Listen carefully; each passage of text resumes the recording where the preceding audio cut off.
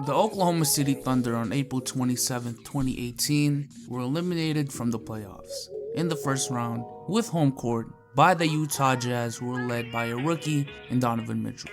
Oh man, do I have a lot to talk about. The Oklahoma City Thunder are officially the #2 team in the Western Conference. I'm anticipating that they will be the ones to meet the Warriors. The Thunder coming into this year were one of the favorites, if not the favorite, to match up the best against the Warriors. And I'm not gonna sit here and act like I wasn't one of those people. I had them as a second seed in the West, and this was my logic. Russell Westbrook just lost Kevin Durant 2 years ago. Everyone was putting the blame on him. He finally gets the help that he didn't have last year, and he'll make significant sacrifices for the team to try and beat the Warriors. Paul George is in his contract year, wants to prove he is worth the Brinks trucks, and wants to win a championship, as his last deep run was 4 years ago. Carmelo Anthony, on the other hand, is in his last 4 years of being a good player, hasn't been in the playoffs in years, and is now with 2 top 20 players in the league, being the third option with the least offensive load he's had to carry in his career. Add that to Steven Adams, add that to Patrick Patterson, Raymond Felton, and Andre Roberson, and you got yourself one deadly ass team. Oh boy, was I wrong. The Thunder this year may be the most disappointing hyped up team of all time. Yes, they might be at the top. The 2013 Lakers with Kobe and Dwight are up there, but one, that team had legitimate excuses because Kobe got the Achilles injury at the end of the season, Powell and Nash both missed 30 plus games, and Dwight Howard was playing with an injured back the whole season. The Miami Heat, to some, disappointed their first year, but they still won 58 games and made it to the finals, although they choked, and went on to win 2 championships.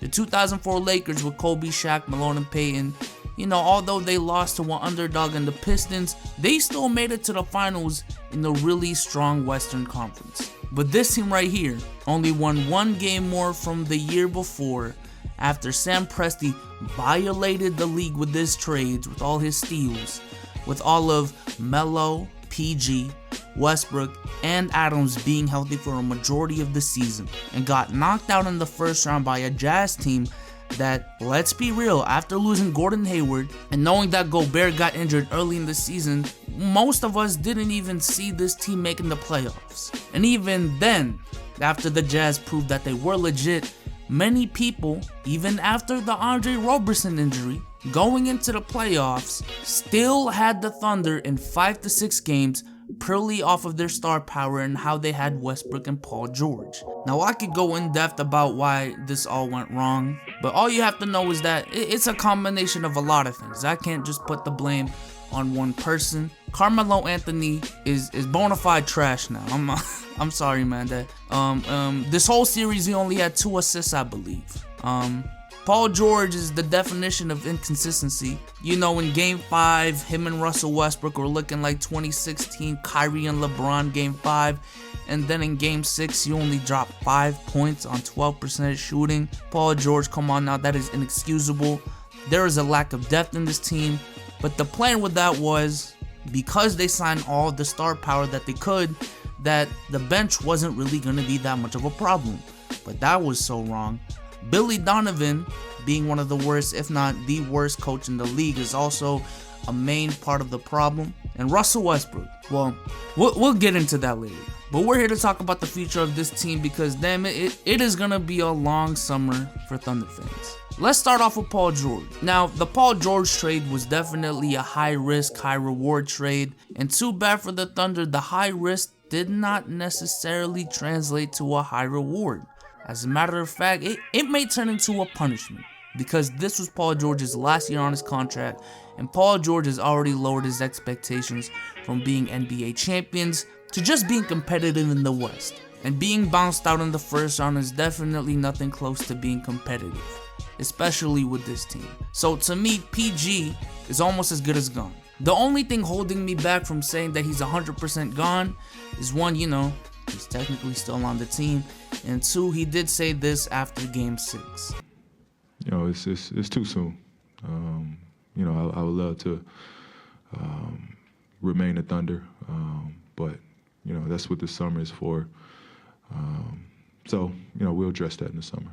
Carmelo, on the other hand, is not going to get anywhere near what his contract is right now anywhere else. He's making around 28 mil a year, especially after he played in the playoffs. No one is gonna play Melo anything close to even 20 million. So unless playing on the Thunder was that bad, and if Melo chooses to leave, that's gonna be another video for another day. But most likely, he'll take the 28 mil, stay on the Thunder, and be back on the team. Now with Sam Presti is this great GM that everyone makes him out to be, stealing Paul George, stealing Carmelo from the Knicks, turning Ibaka into Oladipo, doing all of these things that one of the best GMs in the league do. If he is one of those guys, he fires Billy Donovan this offseason.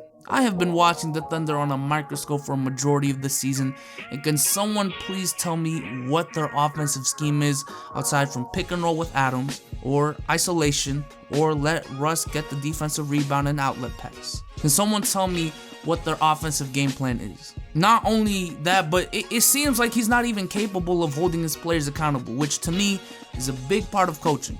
If your players are doing something wrong, you have to tell them that they're doing something wrong and let them know with authority. I don't care what Melo's ego is. If it is to the team's benefit that he plays off the bench and gets reduced minutes, I don't care if he laughs it off. He should have been on the bench a long time ago. In fact, I think giving him 26 minutes yesterday was too much. Every time I hear this man, it's always, oh, it's okay, we're still in the game, just find the open man. Like, come on, Presti, fire this dude. Now, Russell Westbrook. You can't talk about the Thunder without talking about Russell Westbrook. Look, Russell Westbrook, like everyone says, is a guy that will not cheat you with his effort. And he'll play aggressive every possession down the court. And that is why we all love to watch the dude play. But that was never the problem with Westbrook. We know that he gives it his all. We know this. It's people's perception about him just because of his stats that's the problem. That's the real problem. Let's just face the reality of the situation. Past all the flashy dunks and the highlights that we see on SportsCenter, Russell Westbrook he just isn't as good as you think he is. He is not a top 5 player in the NBA, and to be frank, he may barely be top 10 at this point. I'm just giving him the benefit of the doubt because he is Russell Westbrook and he is the reigning MVP.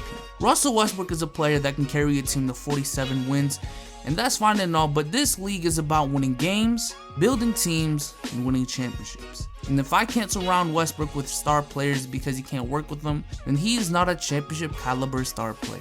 Russell Westbrook cannot be the best player on a championship team because 10 years into his career, he still remains to be a high volume inefficient scorer, has not developed a reliable 3-point shot but still shoots 4 threes a game, and averages 40% from the field in the playoffs. This is 10 years into the league, barely any improvement. 10 years into his career, he still remains to be an inconsistent defender, not able to use his amazing athleticism to his full advantage. And we've seen it against the Rockets what Russell Westbrook can do on the defensive end.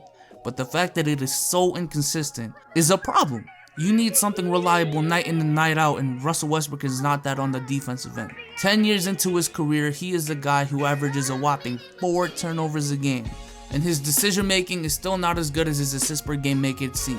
There is one thing to play aggressive and give it 100% every possession like Kobe Bryant and Michael Jordan did, which I hear a lot of comparisons with Russell Westbrook to those two guys in that regard, but it is another thing to play reckless basketball. And that is what Russell Westbrook is doing 10 years into the league. While I don't think he necessarily makes his teammates worse, aside from maybe Steven Adams, no teammate has ever maximized their potential with Russell Westbrook as a teammate because of the fact that he's really only effective with the ball in his hands. Like, if you watch Thunder games, you rarely see Russell Westbrook play off ball. Like, come on now, when was the last time you saw Russell Westbrook play off ball? Let's be real.